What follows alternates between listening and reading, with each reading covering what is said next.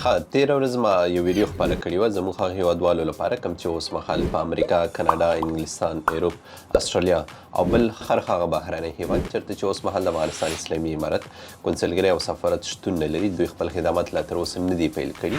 نو دلته زموږ کوم هېوادوال چې اوسېږي دوی لپاره دلته په دوبۍ کې د افغانستان کونسلګرۍ په ناوخت د پاسپورټ تمدیدولو آنلاین پروسه پیل شوې ده چې ټول معلومات په تېره ویډیو کې ما درته خپاره کړي دي.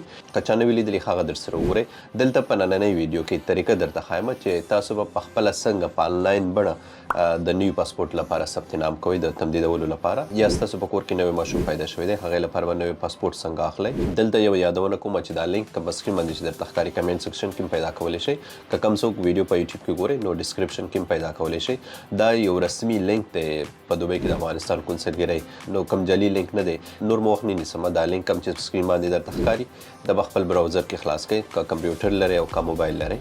مخکې له دې نه چې ثبت نام پیل کړئ نو خپل اسناد درته تیار کړئ، لکه د پاسپورټ کاپي، کوم تېر پاسپورټ چې دی غواړئ تاسو تمدید کړئ هغې کاپي یا د تذکرې کاپي، که کمپیوټري او که کاغذي پروا نه لري.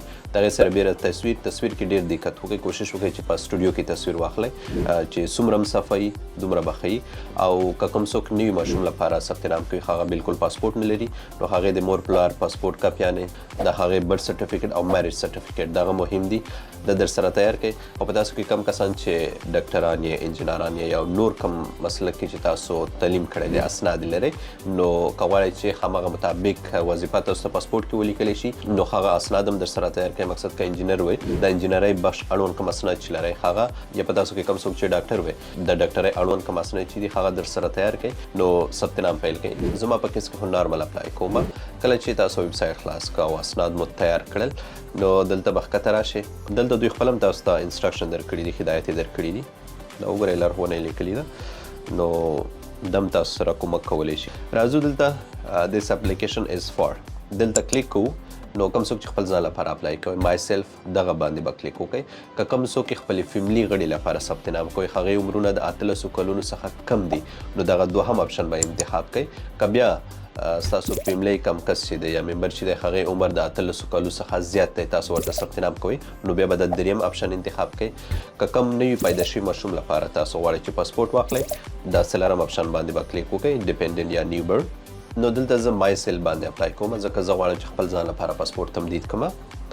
دا مې دلته کلیک کړه، لاندې راغلم پرسونل ډیټیل کې یا شهرت مکمل. دلته په پښتو او انګلیسي دواړو باندې به خپل معلومات ورکړئ. راځم فیملی نام کې خپل فیملی نام لیکم. دا مثال په ډول زه لیکم سعید او دلته بیا په پښتو باندې لیکم. کوشش وکړئ چې دغه معلومات ستاسو تیر پاسپورټ سره سمون وخوري. داسې مه کوئ چې تیر پاسپورټ کې ستاسو یو نام وي ستاسو د فیملی نام بدل یا دلته بدل وي. کوشش وکړئ چې دې کې کومه غلطي درنه ونه شي ځکه آینده کې بیا تاسو ته مشکل جوړېدلی شي. ګیون نام کې زه ورکوم احمد، پښتو کې هم دلته ورته لیکم، پښتو درې دواړو کې لیکلی شي. او دلته زه د پیدایښت تاریخ ورکوم. خپل پاسپورټ کې به تاسو ته معلوم وي چې پیدایښت تاریخ چېرته لیکلی دی. دا وګورئ دلته پیدایښت تاریخ لیکلی وي هغه زه دلته ورکوم. نو دلته د مثال په ډول ما د پیدایښت تاریخ ورکړ 2000 کال د 2 میاشتې اول تاریخ. نو دلته به همدغه تاریخ زه په هجري لمریز کال کې ورکوم چې راځي تقریبا 11 میاشتې 12 تاریخ 1928 کال. کله مې چې دا ورکه دلته برت پلیس کوم ځای کې تاسو پیدا شوي یې، مطلب افغانستان کې زه پیدا شوی یم کابل هیواد کې پیدا شوی هغه به ورکړئ. لاندې همدا پښتو کې دلته به هم افغانستان ورکړئ د زیږېدلو ځای. کوم ولایت کې پیدا شوي یې نو هغه به دلته ورته انتخاب کړئ چې دلته پیدا شوی یم. زه د مثال په ډول ورکوم چې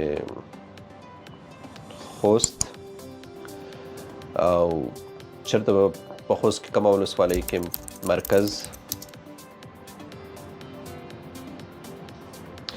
په کوم کلي کې که هغه دلته لیکئ او که نه لیکئ. دلته په دغه سیکشن کې باید په یو ژبه معلومات ورکړئ. مخکې خو انګلیسي پښتو دواړو باندې به موږ نامونه لیکل خو دلته پروا نه لري صرف یو ژبه باندې معلومات ورکړئ. پلار نام زه دلته لیکم سعید، نیکه نام، تذکرې نمبر کوم چې ستاسو تذکرې نمبر دی هغه به ورکړئ که کاغذي او که کمپیوټري پروا نه لري. دینا پس تاسو کې کم چا که واده نه وي کړی نو هغه سنګل انتخاب کوي، مجرد دلته لیکلی دی. که په تاسو کې کم چا کویژده نه کړي هغه د انګیج انتخاب کړي. که بیا مو واده کړی وي نو میریډ انتخاب کوي. که چېرته جلا شوی وي سیپریټ انتخاب کوي.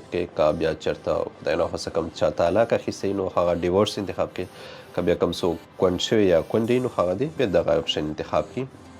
زه سنګل لیکم. دلته که په تاسو کې کم څوک نارینه وي هغه میل انتخاب کوي او که ښځینه وي هغه فیمیل انتخاب کوي. نو زه میل انتخابوم.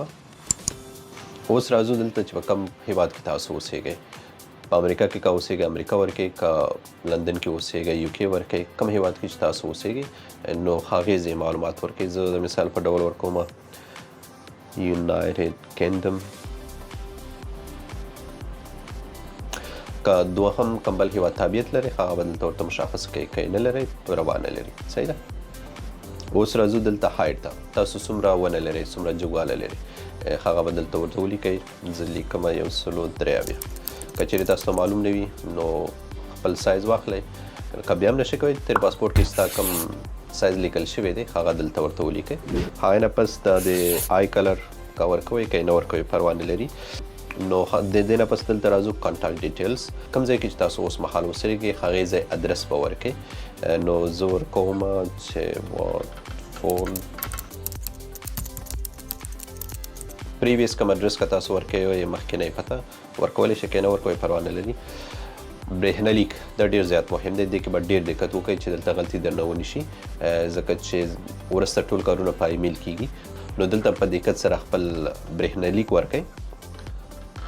دلته بیا د کور ټلیفون نمبر کوم چې ستاسو کور کې موبایل وي یا کوم ټلیفون وي هغې شمېره ورکړه او لاندې د موبایل نمبر ورکړئ. که دواړو کې یو ورکوئ هم څه پروا نه لري، خو داسې نمبر ورکړئ چې هغه فعال وي.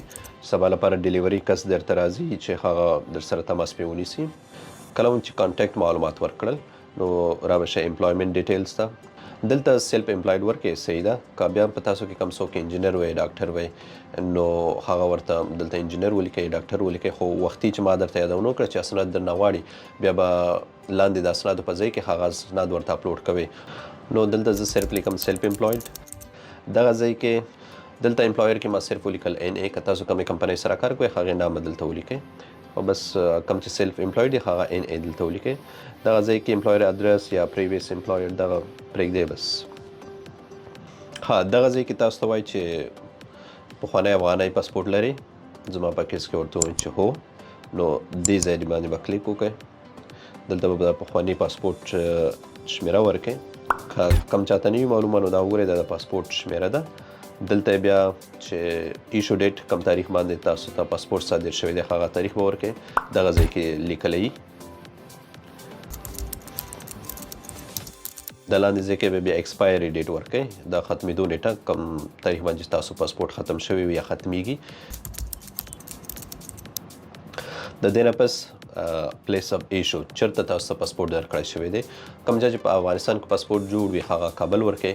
که کوم چا په بهرنیو هیوادونو کې پاسپورټ جوړ کړی وي کوم ځای چې په دغه ځای کې ورته لیکل شوی وي نو هغه به ورته ولیکئ. زه دلته لیکم چې کابل.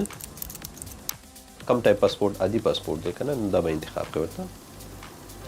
دلته تاسو ته وایي چې کوم کریمینل ریکارډ خو نه لرئ دا به کلیک کوئ او ولیکئ چې نو.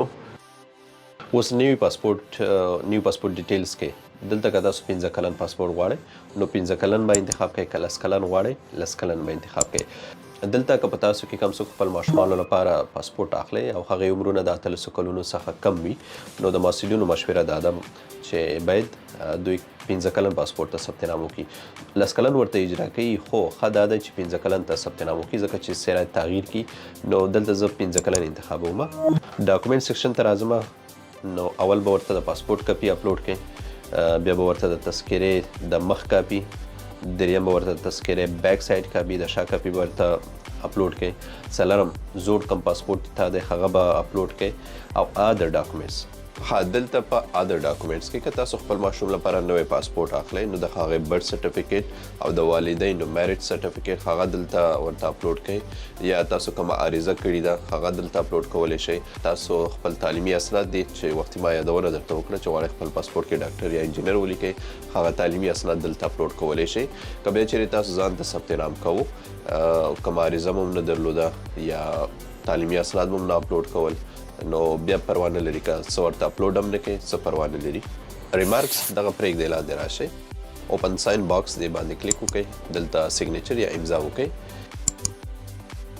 هغې نه پسې سبمیټ کوئ. کله مو چې سبمیټ کړو تاسو ته به یو ایمیل راشي خامخا که کوم چاته ایمیل رانغی نو لږ صبر ورته وکړئ که بیا هم رانغی نو بیا به دوباره د زحمت وباسئ چې اپلای به ورته کوئ دوباره بیا ثبت نام وکړئ خو که کوم چاته ایمیل راغی داسې ایمیل به درته راغلی وي دلته به $19.1 دي دغه به پی کوئ دا پیس به تحویل کوئ. کله چې ستاسو پیس تحویل شي نو ستاسو اپلیکیشن پروسس ته ځي هغه چک کیږي کوم ځای کې چې غلطي څه نه کوي نو بیا تاسو ته یو بل ایمیل راځي چېرته به چې تاسو $120 کوم 15 کلن پاسپورټ انتخاب کړی $120 کوم 10 کلن انتخاب کړی $200 لینک درته راځي هغې سربیره د کوریر چارجز $40 د هغې دي نو هغه به در سره تحویل کوي. کله مو چې هغه پیس هم تحویل کو نو بیا به خپل انتظار شئ په یو هفتې څخه واخله 2 هفتو کې به انشاءالله پاسپورټ ستا تر کوره در ورسیږي.